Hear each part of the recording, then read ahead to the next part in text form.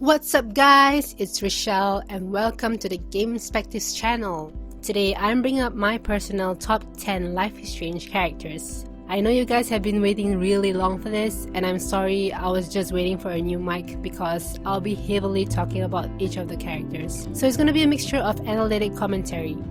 And I won't be including Jefferson in this list because I just don't like him. Not because he's a psychopath, but I was never really interested in his character in the first place. I can understand the reason for his own perspective of beauty behind the sick work of what he does, but that's all there is. And because he's sorta hot.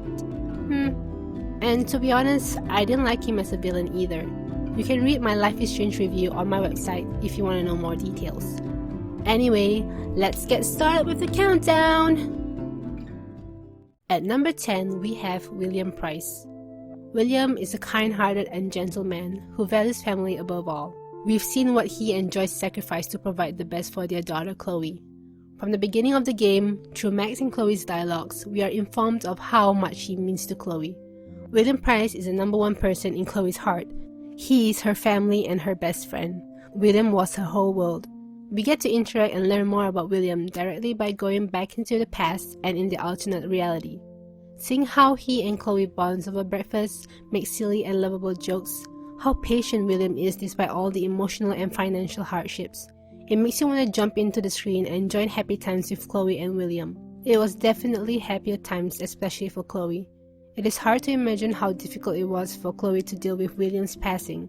It has had a negative impact on her, which has given her the bad attitude and perspective that she is known to have in the early episodes of the game. But it has indeed, in the end, shaped her character and made her strong by the end.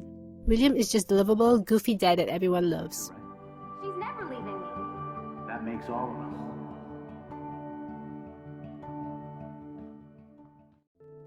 us. At number 9, we have Warren. Oh, Warren, the cute, kind-hearted science geek who keeps getting friend-zoned by the main character. I know I make fun of Warren a lot in my Minecraft videos, but I do respect him.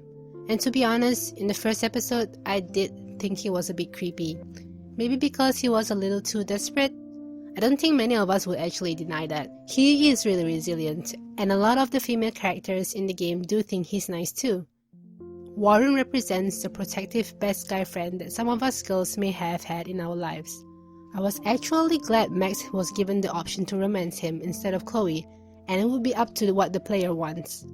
I felt that despite my initial feelings about Warren, he's really nice and I'm glad that he had such a huge involvement in saving Max and evidently Chloe. Yes Max, you chose to sacrifice those people including Warren who helped you get back to where you need to be to save Chloe. Besides Chloe, Max's closest friend in school would be Warren. Of course, Kate is also Max's friend, but I feel that Warren exists in a more inner friendship circle. Seeing Warren change in episode 4 was scary. It kinda woke me up. I thought that he beating up Nathan was to show off to Max that he can be an alpha, but after a while, you realize it was out of his own justice for what Nathan did to Max and Kate. He felt dejected by how evasive Max has been with him, and he uses that to channel in energy into his brief moment of rage. He even gets drunk at the Vortex Club party, and he seems so sad and hopeless. Warren is low on my list because he's quite the basic, good, geeky guy friend most of us have in school. Despite all that, it seems that Warren really genuinely cares about Max, Kate, and his fellow peers especially. Warren is indeed our guardian angel. I know I can be a pain in the ass, and you've always treated me like a person, not a beta nerd. I told you before that I'll always believe you. At number 8, we have Frank Bowers. Frank's on the list? Why? Come on guys, you have to admit, Frank is a pretty interesting character. When we saw him in episode 1's ending, we thought, whoa, who's this mysterious junkie? Could he be whoever is keeping those red binders? Does he have anything to do with Rachel's disappearance? So why do I like Frank? He's a dirty-looking drug dealer and a total dickhead who wants to cut up teenage girls. First of all, despite him having a bad rep, he does have a unique persona. He has a side that many of us tend to not realize. He saved Pompidou and he loves him a lot. And although it was mentioned that Rachel initially hooked up with him to use him for his drugs, Rachel ended up falling in love with him. I'm glad Rachel got to drive this beast. She looks genuinely happy. Rachel really did hang out with Frank. Oh man, Rachel and Frank's dog. Could it be his bad boy attitude that makes him so attractive? Could it be because I'm a sucker for bad boys? What the fuck? But Frank does have a heart under that hard shell of his that probably hasn't taken a bath for months. But the point is, one of the biggest lessons in Life is Strange is not to judge a book by its cover. And also everything is never black or white. People are much more complex than we think. And Frank is one of those characters that helps us realize this. I also like his voice and his outfit.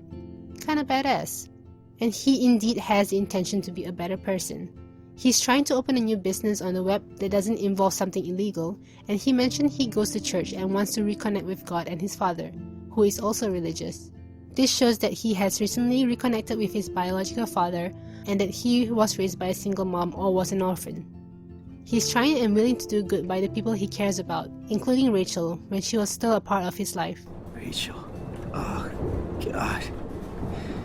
She was the one good thing in my life, Max. I know she was too young. I expect her to leave me, just... It's not how it happened. I would never have stopped her from going after her dreams. At number 7, we have Kate Marsh. Okay, simply put, Kate's kinda on the same par as Ward. Very basic good, innocent, religious girl, cute and lovable, timid and soft like her spirit animal, and because of it, and particularly because of her religious beliefs, she has been bullied and hurt by her own schoolmates. I feel like we didn't really get to know Kate much as a person, like her true self outside of her depression, because in episodes 1 and 2, we only see her facing her troubles and being sad. We only got to know a little bit more about her only if you save her and visit her in the hospital for a brief moment. I just want to hug her and let her know it's all gonna be alright. So, the issue that Kate is dealing with, it would have been so hard for any teenager to go through with. I personally have been in the exact same boat as her, except I wasn't drugged and all. And it's so much for a teenager to handle. So confused and almost having no support from her friends and family.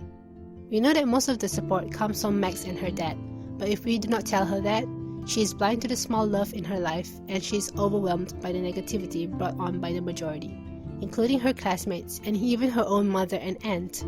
In her situation, or if you deal with something similar, it is always important to focus on every bit of goodness left in your life, especially remembering your true friends who stick by you and not to be clouded by self-inflicted misery and push them away when they offer support. You are the victim of the mean words and actions of others, but only if you let yourself believe that you are. Being confident in yourself, your beliefs, and learning not to take these hateful things by heart will make it all better. I do find in Kate's case, what made me upset was that her own mother hadn't given her support when she was going through hell. She was the first character in the game to give us a smack of reality in the face when she was attempting suicide. If you are able to make Kate see that there are people in her life that care about her, and God is still with her, by telling her the passage from the Bible, "Come to me, all of you who are weary and burdened, I will give you rest." Rest does not refer to suicide. It is referring to seeking God more when you are in torment, because not seeking for help also reflects arrogance. It's okay to seek help and guidance. We exist in a world where we need to communicate to survive, and there's nothing wrong with that. I hope people can learn this lesson from Kate. Never be afraid to talk about your problems and seek help before it's too late. Max, I felt so lost and alone. When I saw how much you cared, how hard you were trying, you made me realize I wasn't alone.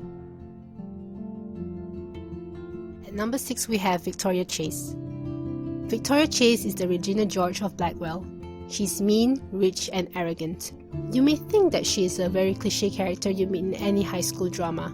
She has disregard for emotion of her peers, even her own close friends seemingly. But by being nice to her, we see that there's another side of her, possibly reaching out for acceptance and purpose in society. She seems confident of herself. Why not? She's passionate, smart, beautiful, and rich. Her peers think that she puts herself in such a high position, but only because she pulls others down by being mean to her inferiors and bullying them. Truth be told, Victoria is insecure. Like most bullies, the only reason they pull people down is to make themselves feel higher than everyone else. Like I tell most people like this are not to be hated. There's always something they're hiding, like some pressure or trouble in their life. If someone was so content about themselves, they wouldn't have the need to hurt others. And people might think, oh, Victoria doesn't have any real problems. She has everything. She just wants to be successful in school and be famous.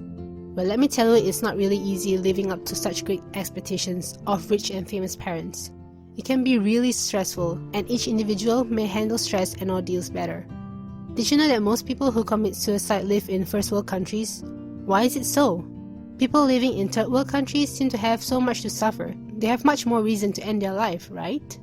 The thing is, the society we live in has set up such high standards. When we fail to meet them, it becomes depressing, and people with a weaker mindset and heart feel a loss of purpose when they feel a lack in acceptance in their society, a loss of wealth and fame. They feel that they have nothing. But I'll talk more about this issue on suicide in another video. Point is, Victoria does have it hard. She's just another teenage girl with real struggles, who just wants to fit in.